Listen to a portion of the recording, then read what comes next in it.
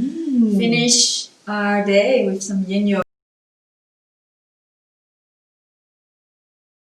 You're going to want to get your marinated mushrooms, your kale, your pumpkin seeds, your sunflower seeds. We're going to need a little bit of salt, a little bit of olive oil, a little bit of tamari. Maybe you managed to find some shallots or spring onions. Spring onions in Spain are huge. This is the smallest one I could find. If you like, we've got a clove of garlic on the recipe, so if you're a fan of garlic, then get that too. A little bit of lemon, because there's a few of us here. So I'm going to make 2 with the cashew cheese, the fermented cashew cheese that Pam's already made. And then I'm going to make the other 2, in case you haven't had a chance to make the cheese, you see. So we're going to make the base from a variety of mixture of seeds. This is totally interchangeable depending on what you've got in your cupboard, but I really do like the combination of the sunflower seed and the pumpkin seed. Maybe just pumpkin seeds are great. They're kind of anti-inflammatory, really high in zinc and things as well, aren't they? Magnesium as well, because I think a lot of us are quite depleted in magnesium. Sunflower seeds are great as well. They're really high in vitamin E, really full of antioxidants. They're supposed to regulate your blood cholesterol. They're just so beautiful to grow as yourself as well, aren't they? I'll show you later some sunflower greens also. Yeah. Like I said, you can use different nuts. You could use almonds. I would probably blanch the almonds and skin them, unless you can find, whole almonds, because I find that the skin is a little bit bitter and it's not so good for you. You could, if you have a dehydrator, you could of course soak your seeds, which of course is much better for us, optimum nutrition. Okay, it's almost like sprouting them overnight. You release, instead of having a dormant seed like we have here now, soaking them overnight releases even more amazing enzymes, amino acids, and you have something that's incredibly healthy for you, more so than just as they are. Even. Okay. Of course, if you have got a dehydrator, like I said, you could have soaked them overnight, and then you could dry the crust in the dehydrator for a few hours. This, like I say, is kind of optimum nutrition. Woohoo! Look what's just arrived, sunflower greens. This is what I make from my sunflowers. When you soak them and you grow them, you have an amazing greens here. So, just to inspire you. Yum. But not everyone has a dehydrator. So with these recipes, we were trying to make it kind of available for everybody. So if you don't have a dehydrator, then don't soak your seeds overnight, and we'll just do a kind of raw, undehydrated crust. So that's what we're doing today. But if you had, then you could soak them overnight and then dry them. Dry the crust maybe for 2 hours in the dehydrator. But yeah, that's another thing. So I think sometimes I don't want mine ground down too much either, so I'm going to grind mine in the food processor as well. I think I put linseed on the recipe list, but I've got a little bit of chia. It's really just to kind of hold it together, to bind it together so that it all sticks, and so when we come to push it out of the mold, we can do that. If you haven't got a mold, then you could just shape the crust into a circle and build it up like that. So that is this one. I mean, these are quite fun sometimes for making little kind of, stacked foods and cakes and tarts, but, it's very posh. Yeah. It's very posh. It depends how much you want to put into this. So if you can take your cup of sunflower seeds, we're doing a little bit more here because we're feeding 5. Okay.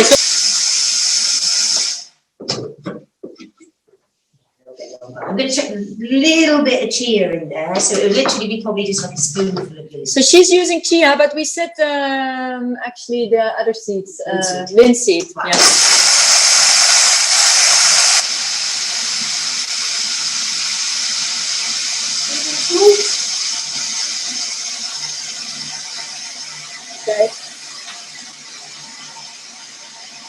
Okay.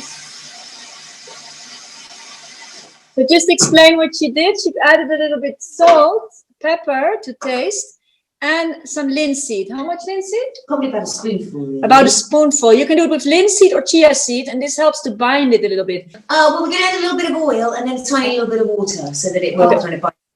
Yeah. This is just grinding it. Only how much water? It's best to do a little bit at a time because you can't really take it away, but it's not going to be that much. Remember that we're making twice the amount, so it's going to be maybe 3 tablespoons. Okay, it's beginning to bind. I don't know if you're using food processors as well, but it's like making pastry really. It starts to stick together. So you want, that's probably about the right consistency now. You want it when it starts balling up. You want it to be kind of, yeah, not very liquidy, but kind of sticky. Yeah. So it presses together. If it doesn't do, you could add a tiny bit of water, but be very careful with the water because if it's too much, then you have, then you have to add more seeds or nuts again.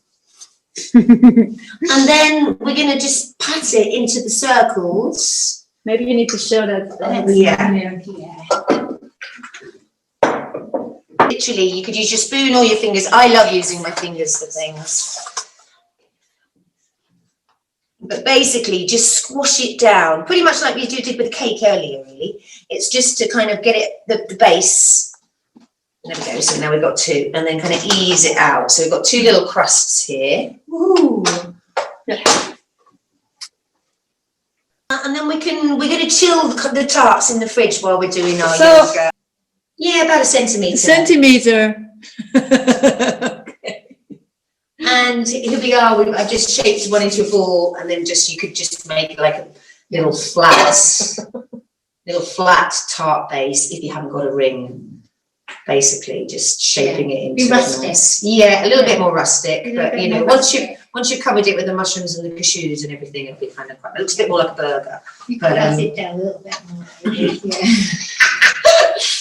So there we are. So we've got 6. So we're going to move on to the, thank you. We're going to move on to the next. I'm going to do, like I said before, we're going to do one with the cashew cheese that Pam prepared. Is there mushrooms? I'm going to cut these up a little bit smaller. I do like marinate them quite chunky. I'm just going to take a couple of little handfuls out just to decorate the top of the tart afterwards. And then the rest we're going to put into the mix. And if they've not been sized small, then you could just do that now. I'm just kind of dicing them. I quite like them kind of, I've used a mixture of mushrooms here. We've got some shiitakes, because I love shiitakes and they're so amazing for you. And then we've got some of the brown chestnut mushrooms. And then we just got some normal field cut mushrooms as well. So yeah, it's nice to have them rough, but not too big. Yeah, that's how small kind of you can cut them. Yeah. Okay, so if you haven't made the fermented cheese, I'm just going to quickly show you a really quick way to whip a quick kind of cashew cheese. So I'm taking some soaked cashews. I'm just going to drain a little bit of the water off. And then we're going to add the juice of half a lemon.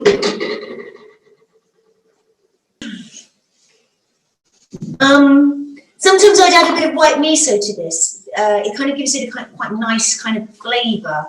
But it's not needed in this today, basically. You can use nutritional yeast too, which makes a really instant cheesy cheese. It's not quite like the fermented one, but it serves the job and tastes delicious too. I'm going to add a clove of garlic as well. If you like the taste of garlic, then go ahead. But of course, omit it if you're not a fan. I know a lot of people feel it kind of makes them smell. But then you can have some parsley in, and it's quite okay. Yeah, exactly. I'm going to use. I'm doing it for 3 years, so I'm going to use. So just to be clear, one more time, this is only if you haven't made the cheese already. This is just to show you how you can make another quick cheese when you haven't done it until now. Yeah. Use a high-speed blender of this to this, just because it kind of creams it up nicely. But yeah, it depends what you've got. Sometimes, depending on your blender, you just need to kind of move it all around a little bit because we haven't got such large amounts. Sometimes you just need to give it a good whirl, and you might need a little bit more water, which I think I do. So I'm just going to add a little bit more water. Okay, we're getting there. I might need to do a little bit more. There's different things that you can use to give things a kind of cheesy flavour. Sometimes I quite like using kind of like the liquid from the sauerkraut. I find that really works. Like we said, a little bit of white miso. Rejuvelac. Rejuvelac's amazing. If you know what that is. Amazing stuff, which also is really good in kind of like cheesy flavours. That's a water made with wheat berries. Yeah. For another time. For another time. So this is just to show you how you can prepare a quick cashew cheese if you don't have time to do it the day before. Like the way Pam showed it is something like which is fermented and it's very good for the digestion and everything. It has probiotics, and this you can keep like a kind of cheese which is not sweet or salty in the fridge, which you can use for many different things, like she said before.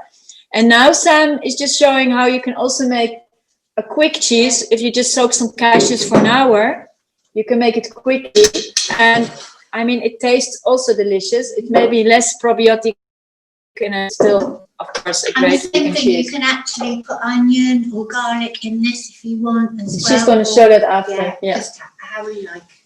Yeah. Okay, so now I'll move on to the one with the cheese. Basically, I've just mixed cashew cheese into the mushrooms there. And then in a moment, we're going to split that in half. And we're going to use the mushroomy base as the mushroom part, and then we're going to add the massaged kale and spinach to the other part. So we end up with the layers for the tart. I'll explain it one more. Use the same ingredients again. I'm going to add like a clove of garlic because that's what we used for this cheese, and it just kind of gives the tart that little bit more flavour. So we're going to add juice of half a lemon, clove of garlic, and then we're going to add the fermented cheese and mix it all together. So with the mushrooms that you marinated, you add a half a lemon and 1 clove of garlic, if you like. Which you could pass me, actually. Still your garlic bowl.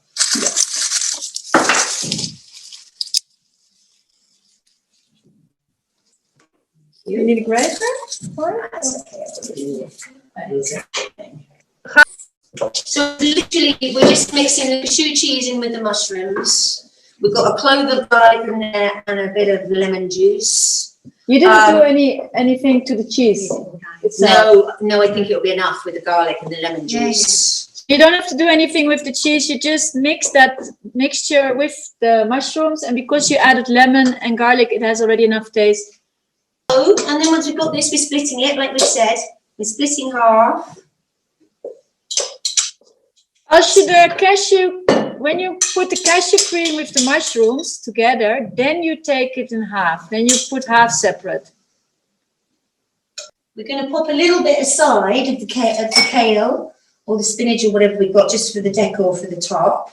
Yeah, so there's one mixture that is only the mushrooms and the cashew cheese.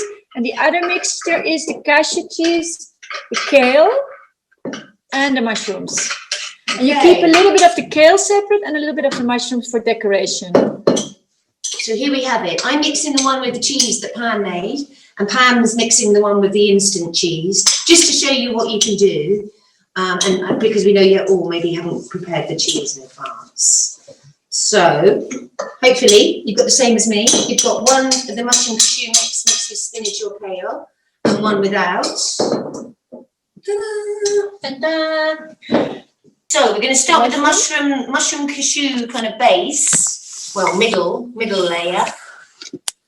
So pop your ring back over the top and just kind of squash it in to.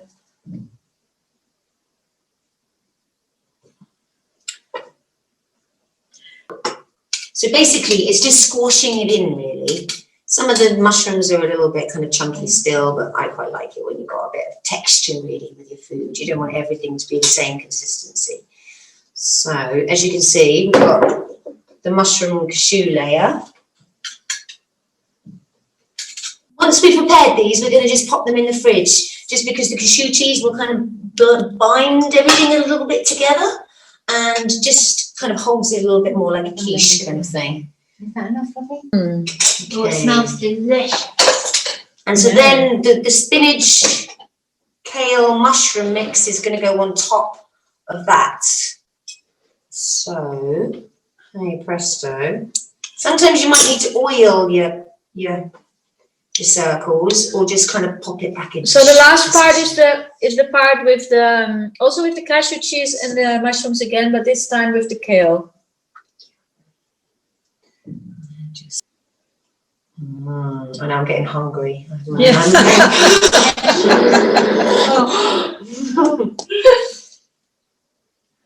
Oh, that looks so good.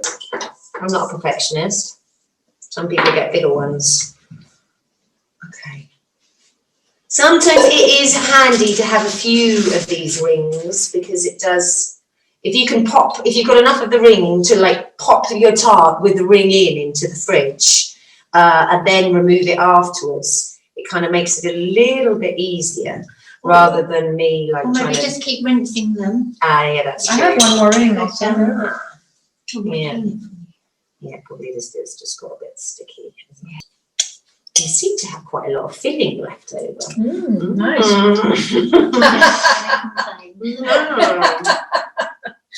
I think Amazing filling. I think I'm going to garnish them later, just because I want them just to set that little bit more. By popping them in the fridge for a bit, it'll just make them that little bit more rigid, and then enough to pop the kale or the spinach on top, and then cut some of these mushrooms a bit smaller and decorate on the top. Of course, kale's got loads of amazing benefits. Everyone knows how good kale is. It's got loads of vitamin A, vitamin K, I think twice as much vitamin C as spinach. And of course, vitamin C is just amazing for kind of combating chronic problems, chronic diseases, and aiding fighting off colds.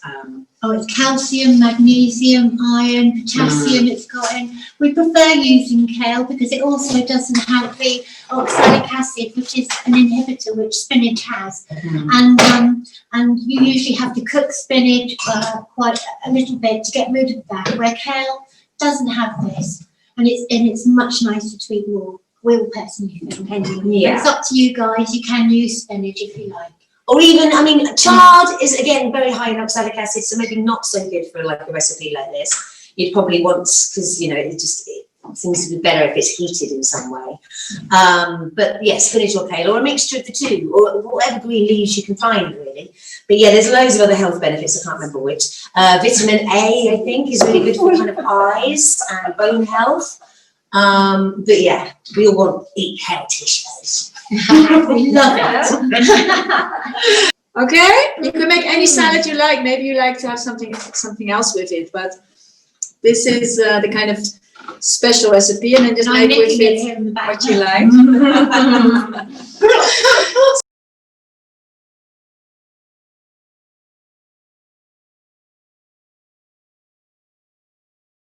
And then Cool. see you soon. See you soon. Bye. Ciao.